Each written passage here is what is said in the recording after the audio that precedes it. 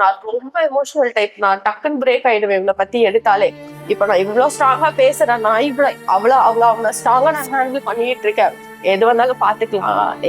Like இப்போ வந்து 1000 பேர் 1000 சொல்லுவாங்கன்றதுனாலதான் என்னால எல்லாத்தையும் எடுத்து மண்டையில வந்துட்டு இது பண்ணிட்டு இருக்க. இப்ப என்ன கேட்பாங்கன்னா, இவன் வளர்ந்தானா இவன் என்ன பண்ண போறான், அவன் வளர்ந்தானா நான் தான் பாத்துக்க போறேன், நீங்க வந்து பாத்துக்க போறது கிடையாது. அதனால வந்து அவன் அவனாதான் இருப்பான். அவனா இருக்கிறதுதான் எனக்கும் வேணும், எங்க வீட்டுல இருக்க எல்லாருக்குமே வேணும்.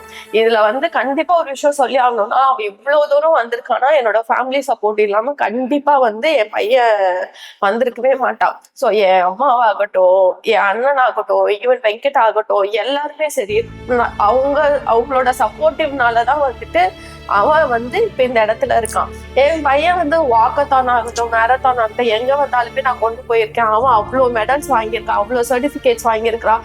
நான் வந்து அதுவே எனக்கு எவ்வளவு பெரிய சந்தோஷம், அவ்வளவு பெருமை.